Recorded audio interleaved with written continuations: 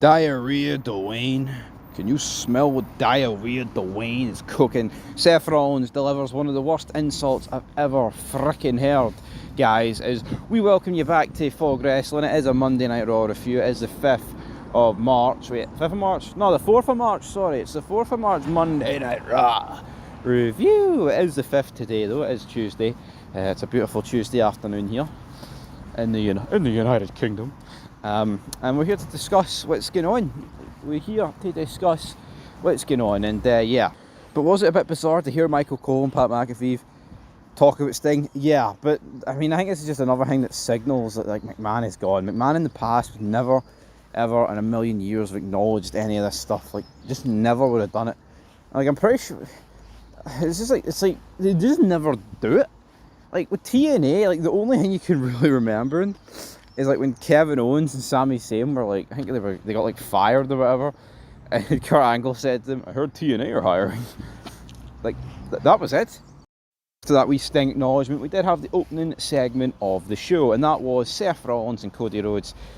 The only thing really on this show that was of worth note, man, the Dwayne thing was an awful comment. I'm not going to spin that for anybody.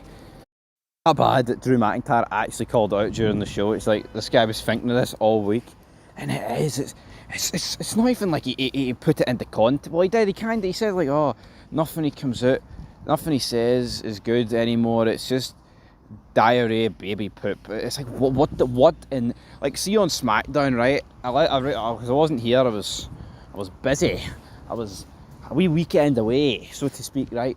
And I was bloody listening to the Rock promo, and it is night and day between him and Seth Rollins, man. Absolutely night and day. Rock's talking between like coke heads and meth heads, and then this guy's talking about poop. Diarrhea Dwayne. It's not like he went, oh, the Rock's new name should be Diarrhea Dwayne, or Diarrhea Dwayne, because his arse collapses every time he comes on the phone, or on the mic, sorry, even though I've just botched. But you get where I'm coming from, troops. Him and Cody talk, oh, it's not about, he cut a 21-minute promo, oh no, that's boring, absolute mince talk for both of them, man. Essentially what it is that they both agree to appear on SmackDown. What's that going to do for us, guys? Is that going to produce, I mean, I think the fact that you're actually going to get all these guys face to face is better, but it's such a lopsided tag team. I mean, you've got The Rock, right? You've got Roman Reigns who's on this epic title reign, and then you've got Cody Rhodes and Seth Rollins. I've said it for the past, man. Did you really need the Austin back for this? Like, I think that's what this literally needed. Like, they need it Stone Cold or something in Cody's corner. See Seth Rollins, it just doesn't work. I think the whole thing's just a bit of a mess. The way like Drew McIntyre's in there. I don't know, but I mean, I guess the opening segment wasn't too bad. It was, it was talking about The Rock and Roman Reigns, so it was alright. We then go into our first match of the evening. It is Dominic Mysterio against Gunther, and this was the match where Michael Cole talked about Sting. But anyway, who won this match? Who won this big match here between Gunther and Dominic? I mean, a lot of people hyping up that they could have done this at Mania between these two, but of course Gunther wins, right? Did we expect anything other than that? No. We had damage control backstage. Adam Pearce confronted them. You get Nakamura in there. Not really doing much. So who's going to know? Who is Nakamura going to be taking on Gunther at WrestleMania? I'm not too sure. But then we have our second match: Shayna Baszler, Zoe Stark taking on Katana Chance and Kaden Carter. Yep, you didn't hear me wrong, folks. Just listen to the state of that match. That is a match that doesn't belong anywhere near a wrestling show in any year, any decade. But sadly, it is here in 2024. I mean, this is the road to WrestleMania. I think I rode the WrestleManias in the past, man. This is actually a match. It's disgusting. It's actually, disgusting. You've got damage control out there, boring the tits clean off his. Shayna Baszler and Zoe Stark win. I actually cannot believe that at this WrestleMania we're going to get Shayna Baszler and Zoe Stark taking on damage control for the belts. The match belongs nowhere near a pay-per-view, man, let alone WrestleMania. The Judgment Day then check in on Dominic Mysterio. Priest, Dominic, you keep an eye on Andrade. He could be a good addition to the Judgment Day. I just do not see him joining, not in the slightest. Ricochet then fence about Adam Pearce's office. He's in it, he's raging. Honestly, release this guy. Adam Pearce needs to release Ricochet.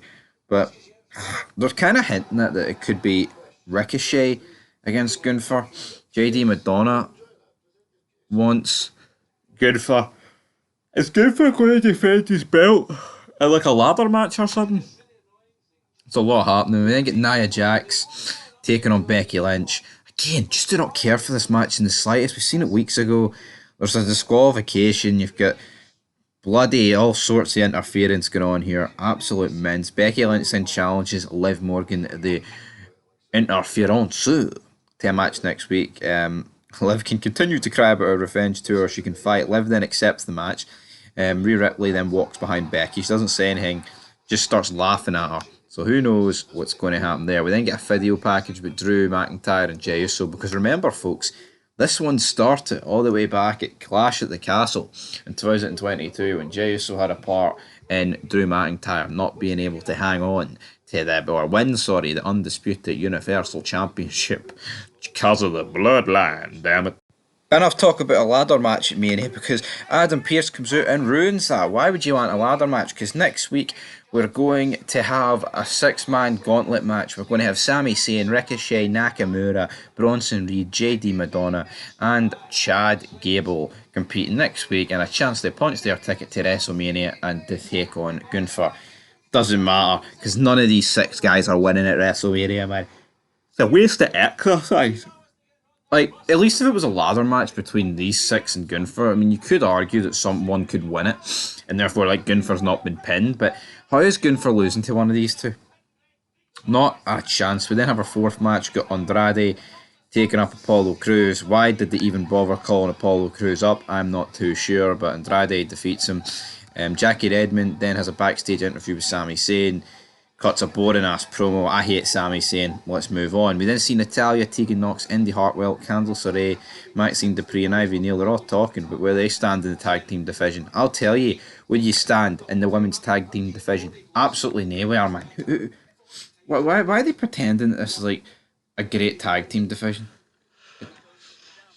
It's absolute mince. It's absolute mince, man. Absolute mince, to say the least. And you can try and pretend that these women... This is why there just shouldn't be a women's tag belt, man, because it's dead. There's not enough women. There's not enough women, right, I would argue, for 2 belts. Let alone, like, 2 world title belts, let alone a tag team belt getting thrown in. CM Punk chants will be heard later on tonight. But yeah, did not grasp this. We then have Judgment Day taking on Imperium. Oh, I wonder who's going to win this one. The Judgment Day actually won it, which was a shockeroonie, to say the least. But I say shockeroonie. If it was a 3-on-3 match, they still would have won. But when was the last time Imperium actually won a match? Now, they have had a feud with the New Day recently, and they might have won in there the odd time, but the New Day are pish. New Day, never liked them, but their stock is like, you know, the best tag team going. Died about 6 years ago. So that's where I'm going to leave that one.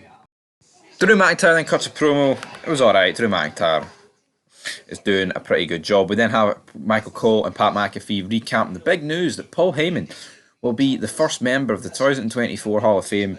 Absolutely deserves it. I mean, I think some of his work got stale with Brock, right? Definitely towards the end.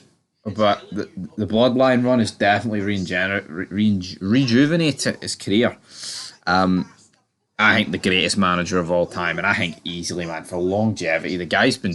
He does commentary, general manager roles, owner of a company role. The guy can do everything, Paul Heyman. Seriously underrated. Incredible. Couldn't imagine the wrestling business without the guy. And, you know, that doesn't... You know, that I do not say that lightly.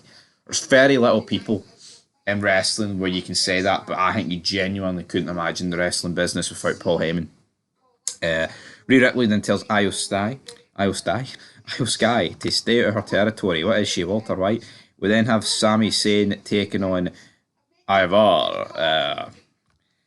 This was weird. Valhalla put the antlers over Michael Cole's head, and then Pat McAfee says, has Michael Cole just exploded over himself?